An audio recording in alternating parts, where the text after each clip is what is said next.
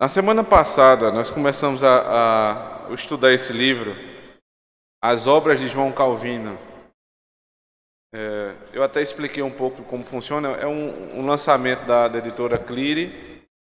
Obviamente não é um livro novo, porque João Calvino viveu no século XVI, né? Mas é um livro novo em edição portuguesa. Ele está dividido em duas partes. A primeira parte é uma carta que Calvino escreve para o imperador greco-romano, e nessa primeira parte ele fala sobre a necessidade da reforma da igreja. Como esse assunto a gente já tratou muitas vezes, então eu pulei para a segunda parte do livro, que é sobre psicopaniquia. Alguém se lembra do que é isso? O sono da alma, a doutrina do sono da alma, né? Que é uma doutrina que, por ser no século XVI, Calvino está vivendo, já dá para saber que é anterior até mesmo ao Adventismo, né? Que o Adventismo é coisa de menos de 200 anos, então o sono da alma é uma doutrina antiga, né, que estava nos tempos de Calvino e que já assolava a igreja com esse problema sério, né, que é essa heresia que diz que quando nós morremos, a nossa alma dorme. Então nós já vimos uma introdução, vimos quais são as religiões que ainda sustentam isso. Alguém se lembra? As seitas que sustentam isso? Adventista do sétimo dia, Testemunha de Jeová e alguns grupos espíritas, né? E muitos evangélicos sem entender muito bem, mas eles leem um texto. A gente até leu hoje, né, quando Cristo disse lá em Lucas 7, que a menina não morre, mas ela dorme. Ela não morreu, mas dorme. Aí alguém vai dizer, então está vendo aí que tem uma diferença entre morrer e dormir. Eu até expliquei na primeira aula qual a diferença quando a Bíblia fala de um crente que dorme. Qual a ideia desse sono? Descansou. Quem morre em Cristo não morre, dorme, descansa. Quem morre sem Cristo morre de verdade, né? Ele enfrenta o céu, não enfrenta o céu.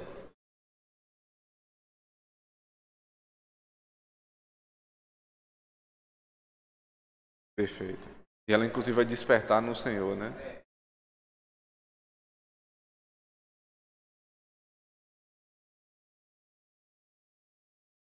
Ela certamente, se ela era salva, né? Ela dormia, mas era porque ela dormia entre os eleitos, né?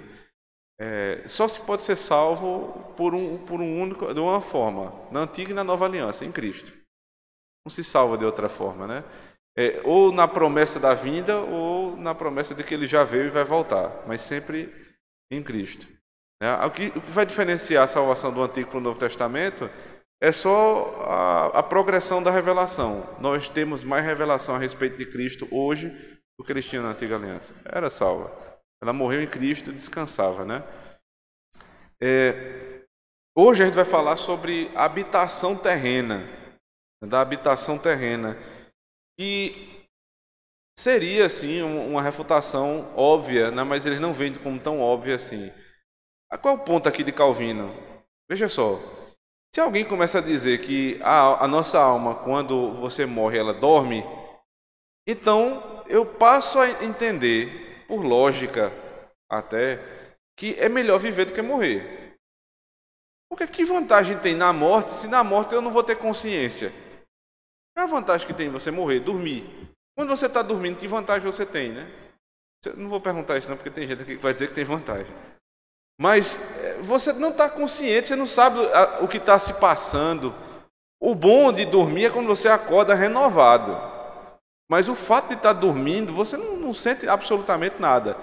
Então poderia ser que algumas pessoas ficassem com esse tipo de doutrina mais animadas a viver do que a morrer. Então esse é o tipo de doutrina que ela contraria o escopo geral da nossa fé, que nos ensina a ter na segunda vida, na vida eterna, a nossa esperança. Essa doutrina herética, ela faz com que você tenha mais esperança nessa vida do que na outra. Porque na outra você não sabe o que é que vai acontecer, é inconsciente. Então ele vai citar alguns textos. Vamos lá. Filipenses capítulo 1, verso 23.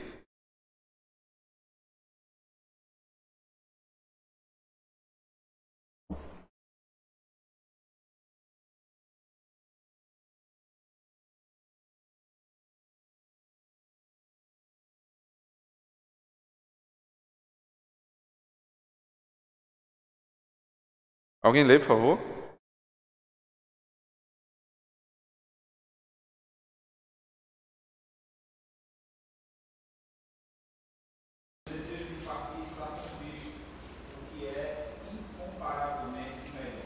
O que é melhor? Ele diz é partir e estar com Cristo. Então, na esperança de Paulo, ele não vai partir e adormecer. Imediatamente, quando ele parte, é melhor porque ele vai estar com Cristo. Uma pessoa só está com alguém se estiver consciente. Uma alma que dorme não está consciente que está com Cristo.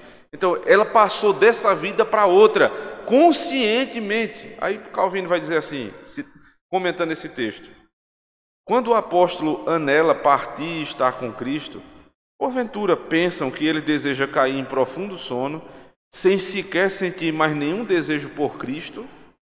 Porventura isso era tudo o que ele aspirava ao dizer que sabia possuir um edifício com Deus e uma casa não feita por mãos, tão logo essa casa terrestre de seu tabernáculo se desfizesse? Onde estaria o benefício de estar com Cristo se o viver com ele cessasse? Que esperança tem alguém que acha, né, que vai morrer e simplesmente nada mais vai acontecer? E isso é fruto de uma forma de ver a vida chamada de materialismo. O que é que o materialista pensa? Tudo não passa do que você vê. Só existe o que você vê. Tudo que você não vê, ele despreza. E ver, entenda, não é só ver com os olhos, mas é tudo que existe, que é comprovadamente existente. Aquilo que você não tem compreensão, você simplesmente despreza. Então, por exemplo, é o Espírito Santo, ninguém vê, então é desprezível. A nossa alma, ninguém vê, é desprezível. Coisas que você não consegue comprovar a existência, então são desprezíveis. É interessante porque eles não conseguem comprovar, né, aquilo que dizem. Porque o fato de uma coisa não existir não quer dizer, ou que você não veja, não quer dizer que não existe. Por exemplo, o vento ninguém vê, e existe. O vento ninguém segura, ninguém toca nele, mas ele existe. Então, esse tipo de visão materialista é muito semelhante à visão do sono da alma. Porque eles vão dizer que quando um ímpio morre, o que é que acontece com ele? Ele é aniquilado. Então, uma pessoa que viveu, né, na impiedade, na maldade, ela não vai ser punida por isso. Logo, quando Deus não pune a iniquidade, quem Deus é agora? Injusto. É um juiz injusto. Porque tentando preservar a imagem de Deus como um Deus de misericórdia, eles transformam Deus em injusto. Porque um juiz que não pratica a lei, um juiz que não coloca a lei, né, para valer naquele que cometeu o crime, o pecado, então esse é um juiz injusto. É um ditado materialista. Não é de toda uma inverdade, né? Exato. Morreu a conta aqui, né? Como se a gente pagasse um para o outro a conta. É verdade em partes que quem faz aqui paga aqui também. Ou começa a pagar as primeiras prestações, né? De uma dívida eterna. Mas a única coisa que paga de fato a justiça de Deus, que satisfaz a justiça de Deus, é o quê? A morte. Porque ele disse desde o começo: aquele que pecar, morrerá. Ou seja, o pagamento da dívida é a morte. Se a pessoa não morrer, então ela não pode nessa vida pagar os seus pecados. É impossível alguém pagar seus pecados em vida, porque a morte é a condição primária para pagamento de dívida. Por isso que Cristo não simplesmente precisou sofrer na vida, ele precisou morrer. Porque a satisfação da justiça de Deus é com a morte e não simplesmente com a dor na vida. Então, esse tipo de doutrina, ao invés de nos exercitar, né, para uma ansiedade, uma esperança na vida eterna, é o contrário. Ela faz com que você ache que tudo é esse mundo, porque quando passar daqui, nada mais existe, já que você vai entrar num sono da alma. É verdade também, a gente não citou ainda isso, que eles falam numa outra ressurreição, na segunda vinda de Cristo. Então, o sono da alma é entre a primeira e a segunda vinda. Quem morrer, ele está dormindo. Então, quando Jesus vier, eles vão ressuscitar. Calvino vai dizer assim: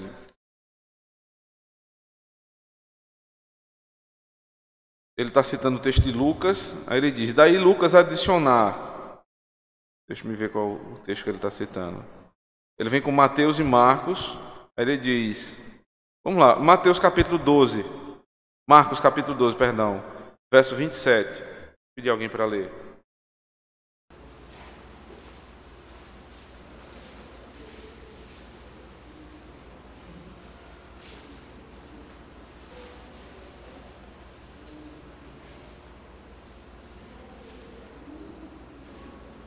Marcos 12, 27.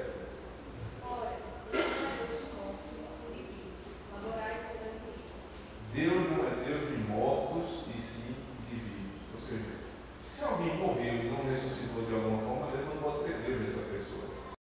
Ou ele ressuscitou e foi para o inferno, ou ele ressuscitou e foi para o céu. Esse estado de dormência não existe na Bíblia. A Bíblia não contempla, né, a divindade sobre esse tipo de estado, porque a Bíblia só contempla céu e inferno. Aí Calvino vai dizer, daí Lucas adicionar, pois todas as coisas vivem para ele, citando Romanos 11, 36, sem querer dizer que todas as coisas vivem pela presença de Deus e sim por sua energia. Segue-se, pois, que Abraão, Isaque e Jacó estão vivos. Esse é o ponto aí de Marcos. A essa passagem adicionamos a do apóstolo, porque se vivemos para o Senhor, vivemos. Se morremos para o Senhor, morremos. Quer pois vivamos ou morramos, somos do Senhor. Foi precisamente para esse fim que Cristo morreu e ressurgiu, para ser Senhor tanto de mortos como de vivos. Quando Jesus está dizendo que Deus não é Deus de mortos, mas de vivos, ele está citando os patriarcas, que já haviam morrido. Mas ele está dizendo que Abraão, Isaque e Jacó já não mais estavam mortos, mas estavam vivos, conscientes com o Senhor. Essa é mais uma prova que essa é uma doutrina herética. Agora, vamos pensar naqueles que morreram e estão com o Senhor. O grande grupo dos eleitos que já morreram e anseiam pela segunda vinda. Veja o que é que Apocalipse vai dizer. Apocalipse capítulo 6, verso 10.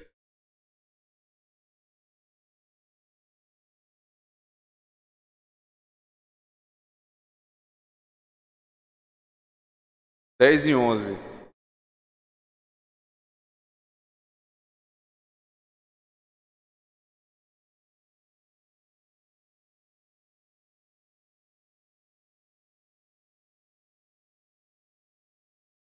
Por favor, alguém. Voz dizendo, até quando, ó soberano Senhor, santo e verdadeiro, não julgas nem vingas o nosso sangue dos que habitam sobre a terra? Então, a cada um deles foi dada uma vestidura branca, e lhes disseram que repousasse ainda por pouco tempo, até que também se completasse o número dos seus conservos, e seus irmãos que iam ser mortos, como igualmente eles foram. Esse texto está falando que quem está clamando aqui? Os que morreram, né, os mártires, os que morreram no Senhor. Então, esse clamor aqui é dos que já estão no céu. E é antes da vinda de Cristo, porque eles ainda estão perguntando até quando. Ninguém vai perguntar até quando Jesus voltar, porque aí a história da redenção ela se finda. Logo, e esses mártires são os que morreram no Senhor, estão diante do Senhor, perguntando todo dia até quando o Senhor vai permitir que os ímpios continuem vivendo sobre a terra. Veja só o nível de consciência que aqueles que estão no céu têm. Eles se lembram do que aconteceu na terra, eles se lembram que esses homens continuam fazendo impiedade, e eles começam a clamar ao Senhor, sabendo da volta de Cristo. Ou seja, até quando o Senhor vai permitir que esses homens continuem fazendo maldade? É verdade, sim, que não há, né, um texto da palavra de Deus lá em Eclesiastes diz que não há conhecimento para quem morre. Mas o conhecimento que está sendo falado ali do que está acontecendo da terra. Porque você vê isso muito em velório, né? As pessoas abrem a boca para dizer assim, fulano de tal está lá do céu agora, alegre com o que a gente está fazendo aqui, não. Morreu, não tem mais ligação. Ele não tem conhecimento do que está acontecendo na Terra nesse sentido. Então, esse tipo de fala em velório, né, a gente até entende o desespero de alguns, mas, irmão, nós não precisamos, na hora do desespero, falar mentira. A ligação entre céu e terra, nesse sentido, não existe mais. As pessoas que estão lá, elas têm consciência de como viveram, mas elas não vão ficar sendo angustiadas pelo que está acontecendo aqui. O que elas clamam é pela justiça do Senhor, para que Ele volte e julgue o mundo. Esse é o clamor. Logo, eles estão conscientes, mas não só isso. Calvino vai se apegar a um outro detalhe, porque o texto vai dizer que eles estão vestidos com vestiduras brancas. Ele vai citar isso, veja. Capítulo 17 de Mateus, verso 2. Alguém lê, por favor.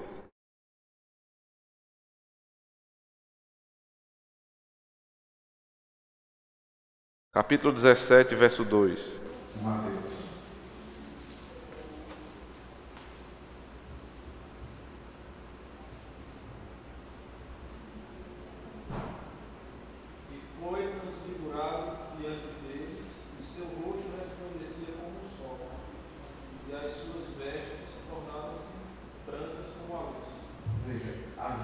Branca não é sinônimo de morte, mas é sinônimo de vida, né, e de santidade.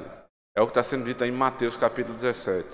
Lá em Apocalipse 6, que é o texto que a gente estava tratando, ele diz assim: até quando, ó soberano Senhor, santo e verdadeiro, não julgas nem vingas nosso sangue dos que habitam sobre a terra?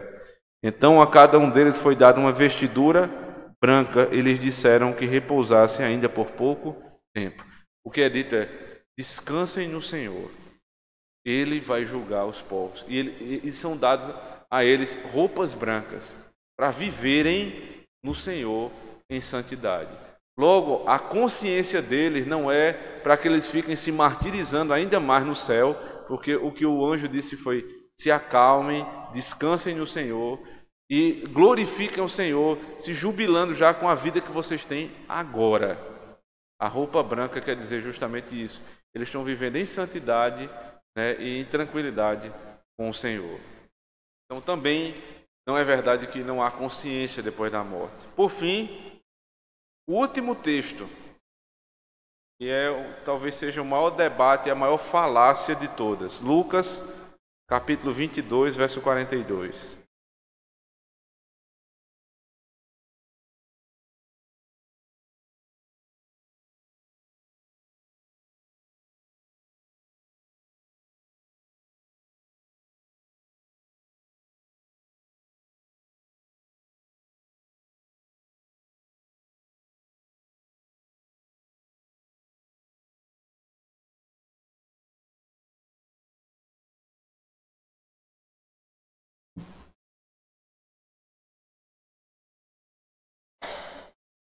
Alguém pode ler, por favor?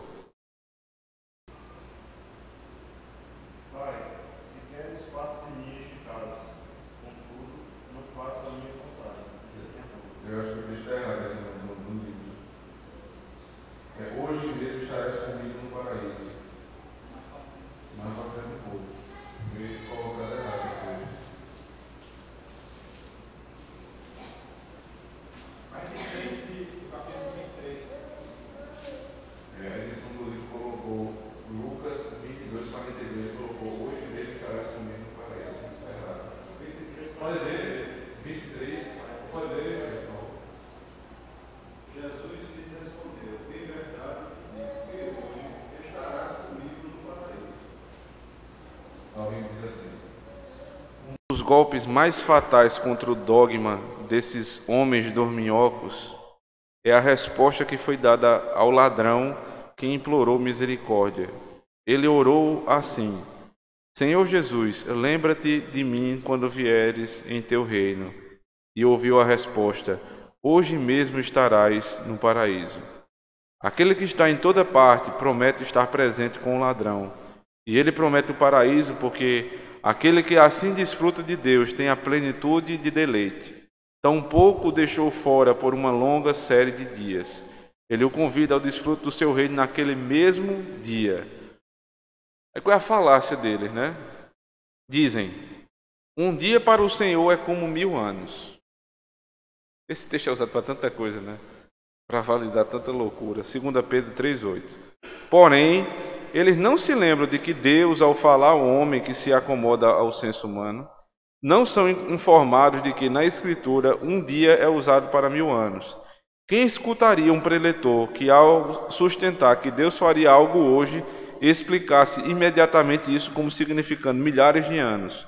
Quando Jonas declarou aos ninivitas, 40 dias e Nínive será destruída, poderiam ter aguardado com segurança pelo juízo futuro, o qual não seria infligido até que se completasse 40.000 anos.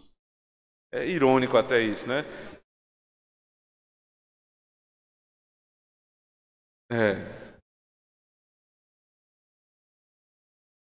Comigo no paraíso. 2000 anos, então a conta do menino é bom de conta. Assim, veja só, esse tipo de uso é feito também para, por exemplo, para tentar harmonizar a doutrina da criação com a doutrina, é uma doutrina também, né? Mas não é chamada assim, a hipótese da evolução. Por quê? Porque quando você vai para os livros, né, que vão falar sobre a evolução lá de Darwin, ele vai dizer que são milhares, são eras, né? As coisas vão acontecendo em eras. Aí existe um ramo da teologia, né? Alguns que dizem até que são reformados, que dizem ali que um dia ali são eras. Então, na primeira era, Deus fez, né, a luz. Na segunda era, na terceira era, então foram 7 eras. Tem um comentarista que, assim, é sempre bom na teologia ter um pouco de ironia, porque faz bem, né, a quem está lendo. Então, esse comentarista ele vai dizer, então, tudo bem, a palavra ali é yom, né, a palavra dia, e a gente deve entender que é um dia era. Aí ele vai lá para Êxodo, capítulo 20, verso 8 a 11, lembra-te do dia do Senhor para o santificar e guardar. Então, vamos lá. Então, não é lembra-te de um dia, é lembra-te de uma era, né? Então, você vai trabalhar 6 eras e vai descansar uma era. Você nunca vai chegar no dia do Senhor desse jeito. É exatamente a mesma palavra que é usada lá em Gênesis, é usada também aqui, né? Eles usam também esse outro texto. Um dia para o Senhor são como 1000 anos, 1000 anos como um dia. Então, a gente vai entender tudo assim. Imagine se os ninivitas fossem entender quando Jonas disse 40 dias e virá sobre vocês a ira do Senhor. E eles dissessem, não vai ser 40 dias, vai ser 40.000 dias. Ou 40.000 anos. Irmãos, o texto é simples. Jesus disse, hoje estarás comigo no paraíso. Ponto. A falácia deles ainda vai um pouco mais além, né? Eu falei isso semana passada. Eles mudam a pontuação, deixando claro que na pontuação em grego, o grego não tem vírgula, né? O texto grego original era sem separação de palavra, sem pontuação nesse sentido, né? Não tem vírgula. Então eles dizem assim, Jesus não disse hoje estarás comigo no paraíso, mas Jesus disse hoje estarás comigo no paraíso. Ou seja, ele disse hoje que estarás comigo no paraíso. Faz sentido isso? Faz sentido isso? Nenhum, irmão. Qual é o sentido de Jesus dizer digo hoje? Ele vai dizer amanhã, ele disse ontem? Não, ele sempre está dizendo hoje. Então o que ele falou foi hoje estarás comigo no paraíso. Agora, isso não quebra só o sono da alma, não. Isso quebra outra heresia. Alguém sabe? No catolicismo romano, quando Jesus diz assim, digo, hoje estarás comigo no paraíso. Purgatório. Ninguém pode ficar no estado intermediário, nesse sentido de ficar purgando seu pecado. Jesus prometeu a esse ladrão, hoje estarás comigo no paraíso. Então, a nossa esperança em Cristo é, no dia que morrermos, irmãos, nós vamos estar com Ele conscientemente no céu. Tudo o que passar disso é invenção de Satanás. Alguma dúvida?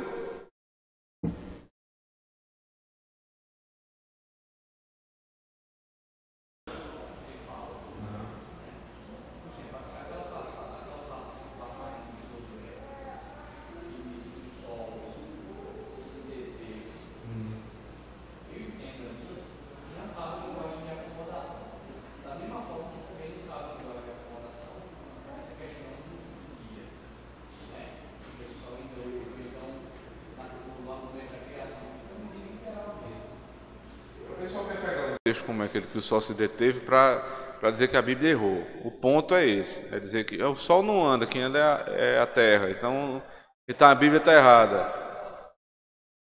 Não acho também não. Mas aí o pessoal precisava estar andando, então, né? Aí é onde está. A gente vai para outra questão, né? Mas o ponto ali é o seguinte: primeiro, a Bíblia não é manual de ciência. A gente não vai e partir para a Bíblia para entender a ciência. Não funciona assim, a Bíblia não se propôs a isso. Então, se a gente parte para esse caminho aí, a gente está perdido. A Bíblia não fala em si de ciência, muito embora a ciência muitas vezes concorde com a Bíblia. E naquilo que a ciência discorda da Bíblia, a gente fica com quem? A gente fica com a Bíblia. Ponto.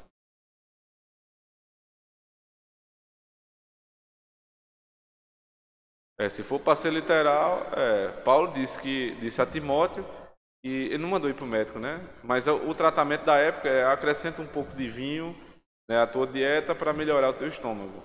Mas a gente toma omeprazol, né? Não, o fato de acrescentar vinho tá certo porque é bíblico, né? Agora, daí a não tomar remédio, porque na época deles, eles não tinham outra, na providência do Senhor, eles não tinham outro recurso. Então se usa o recurso que se tem.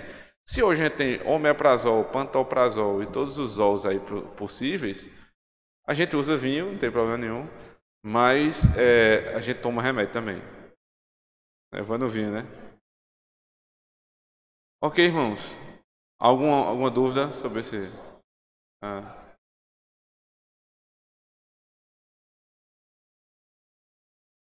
Perfeito. Lembrando sempre, irmãos, que a hipótese de evolução ela não nasceu sozinha. É uma religião que ela se ramificou em várias áreas. Por exemplo, o que na mesma época, o darwinismo na religião. Qual é a religião darwinista? Espiritismo. Não é à toa que ela é muito aceita no meio científico, né? Os médicos gostam muitas vezes de espiritismo científico, porque é como se fosse uma coisa comprovada. Eles botaram o espírito no laboratório e foram lá comprovar, né, que aquilo ali está certo. O espiritismo é religião darwinista. Qual é a terapia que é também darwinista? Freud, psicologia.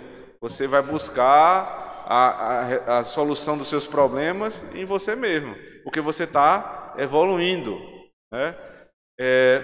Religião, ciência, que mais? Filosofia, tudo que você for olhar, as pessoas vão dizer, na verdade as coisas estão evoluindo, na verdade nós temos que esperar. Por exemplo, a ciência passou a ser a palavra de Deus, né? Porque foi rejeitada a palavra de Deus, aí tudo que a ciência diz agora vira a palavra de Deus. Nem que semana que vem ela desdiga o que disse hoje. Porque a ciência tem muito disso. Um dia ela diz uma coisa, outro dia ela diz outra. Mas eles estão prontos, tal qual um romano está pronto para ouvir do Papa dizer e desdizer o que eles sempre dizem e desdizem como palavra de Deus, porque ele falando ex cátedra, ele é infalível. Assim também os cientificistas estão prontos a ouvir a ciência e dizer, pronto, a ciência falou, está falado. Nós não comungamos disso, irmãos. O que nós cremos é que a palavra de Deus é imutável.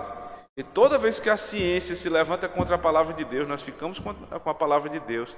Porque semana que vem, a ciência já mudou. E a palavra de Deus continua para sempre. Não precisamos de um outro livro que não seja a Escritura. Isso não quer dizer que nós não almejemos conhecer de ciência. Na verdade, quando um cientista é cristão, ele tem bases muito mais firmes para trabalhar do que um ateu. Porque ele vai partir sempre do pressuposto: as leis são leis do Senhor, o mundo é o mundo do Senhor. Então ele vai investigar o mundo a partir de Deus. Isso é muito mais seguro. Mais alguma pergunta? Vamos orar, irmãos? Pedir ao nosso irmão Felipe do Mares que ore, agradecendo a Deus por essa manhã.